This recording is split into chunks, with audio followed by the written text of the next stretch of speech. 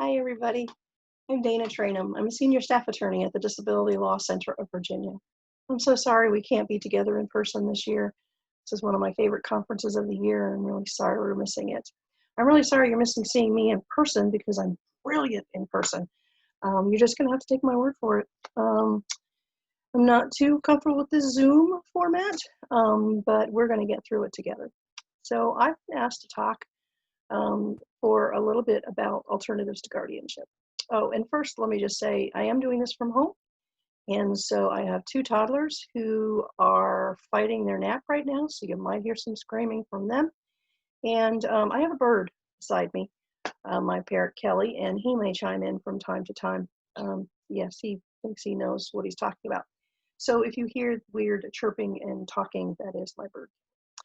So anyway, let's get back to it. Alternatives to guardianship. So why talk about alternatives to guardianship? Well, I think it's important. DLCV thinks it's important that we talk to, especially to parents, children who are reaching that age of majority when they're making decisions about how to best support their child or their loved one in making decisions if they need help. And a lot of times, the only option parents hear about is guardianship. I've heard from many parents whose child's teacher, special education teacher, says, you know, your child's about to turn 18. What are you doing about guardianship? You have to get guardianship. And they may hear it from the doctor, or may hear it from a therapist, from a case manager. And so we think it's very important to talk to parents about other options. So I think of decision-making options as a toolbox. And guardianship is certainly a tool in the toolbox. It is the sledgehammer in the toolbox. It will get the job done if you need a sledgehammer. And by sledgehammer, I mean that it is the most restrictive tool in the toolbox. It takes away pretty much all of an individual's civil rights, and it takes away their ability to make their own decisions about everything from medical to where they live, to who they hang out with, where they work.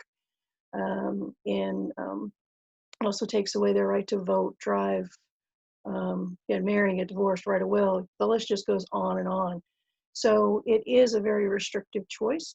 It is not a bad choice always for people who really need that level of support. But what we find most of the time is that other options work for individuals and allow them to maintain their civil rights as well as maintain their right to make decisions that they are able to make. So some of the options that we talk about are supported decision making.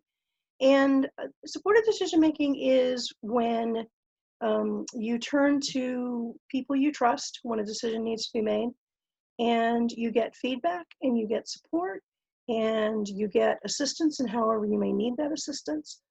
And basically, it's what we do when we have a decision to make. Think about when you have a decision to make, you talk to people that you trust about making that decision. And maybe it's a decision that involves research and you know someone who's really good with research and you ask that person for help.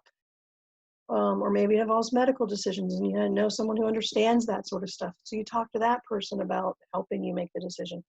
We all do this on a daily basis when we have decisions that need to be made. The thing with doing it with people with disabilities is sometimes putting those supports in place so they'll be available to that individual when they need that support. Some other options include doing a power of attorney. Power of attorney allows the individual to make decisions for as long as they can make decisions, and it allows someone to step in and make decisions for them if they can't make it for themselves. So the individual maintains their independence until they need that extra support, and then someone steps in and makes that decision for them. And then they get their independence back for other decisions that they are able to make. You can also do an advance directive, which could include a power of attorney, but it can also include something called a medical directive, where you put your wishes in writing ahead of time. It also includes something called a living will, which you can say how you want to be treated if you are at the end of your life, or if you're in what doctors call a persistent vegetative state, when you're not able to make decisions for yourself. These are decisions like whether you'd want extraordinary care to be put on life support and things like that. I have found that with most of the folks that I work with who have any sort of intellectual or cognitive disability, the power of attorney is probably the most useful tool in the toolbox, because that allows the individual to say who they want to step in and make decisions for them when they can't. And so I'm going to show you some resources on our website on how to go about doing these things, um, and some other resources for parents of children who are reaching that age of adulthood or have just, entered that stage of life. So hold steady here. I'm going to share my screen.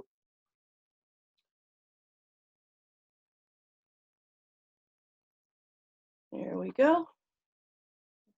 Okay. And up at the top, I'm going to go to our website, which is dlcv.org. Okay.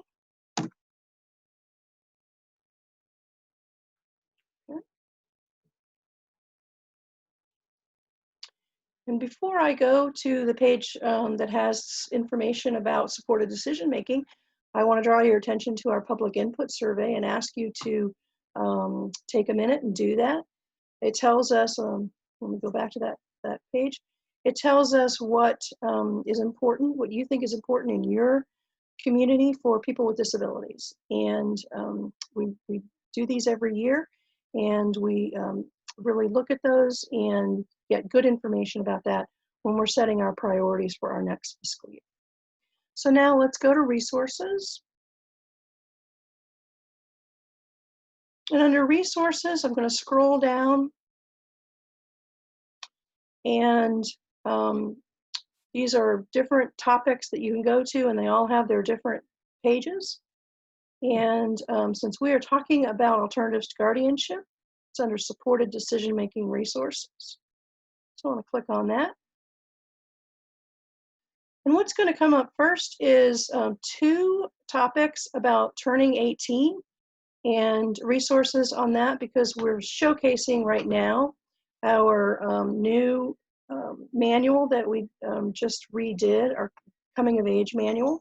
So that's front and center here. And we're going to talk about that in just a minute, because we're going to go to a different web page that has all of that information.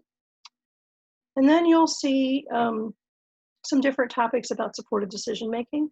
Learn about decision-making options in Virginia, a glossary of decision-making terms. There are a lot of terms that people use when talking about supported decision-making that a lot of people think mean the same thing when they actually don't. So glossary, I'll just pull it up really quickly. And just if I remember correctly, just a 1-page document that, there's Kelly, that just tells what is an advance directive, the different parts of an advance directive, what is an authorized representative, a conservator, guardian. So those different terms are good to know what they all mean. I'm going to go back. Now under advance directive resources, there's a fact sheet here for parents and guardians of children who are approaching adulthood or just entering that phase of their life. Information about why we're looking at advanced directives. For mental health recovery, why it's a special tool for that. And then you'll see here a do-it-yourself power of attorney. If you open it up under document, it will download it as a document. I'm going to open that document.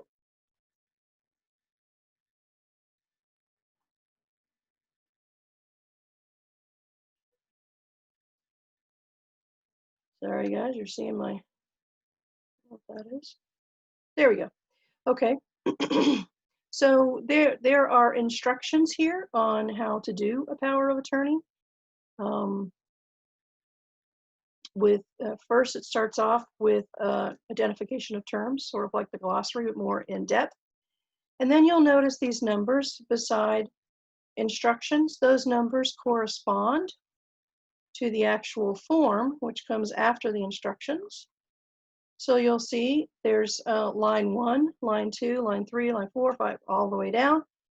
And then each one of those numbers has an instruction for that line. So it's line by line instruction on how to fill out this power of attorney. And then if you go all the way through there, then you'll find at the very end, you'll find a blank form that you can use to fill in using the instructions that you just went through. Okay? We have that for the power of attorney. And then we also have it for the entire advance directive with all the pieces that we talked about, with it being the power of attorney, the medical directive, the living will. It includes all of that. And then further down on the web page are just more resources, more information on alternatives to guardianship. And some of these go kind of in depth, like the Ulysses Clause. What do you do after you've completed your advance directive?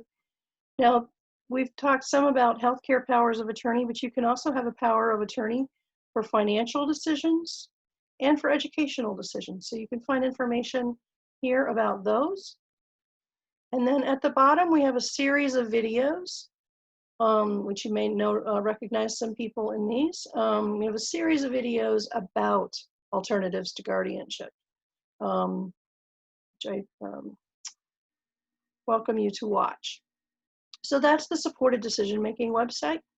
I'm going to go back to resources now. And I am going to go down to youth and young adults with disabilities. And this page talks about all the different things that happen when someone turns 18. When someone becomes an adult, a lot of things change. A lot of things change. And so this page covers lots of different topics about what happens when a child turns 18, what happens with Social Security and employment, what happens after graduation, how do your legal rights change when you turn 18.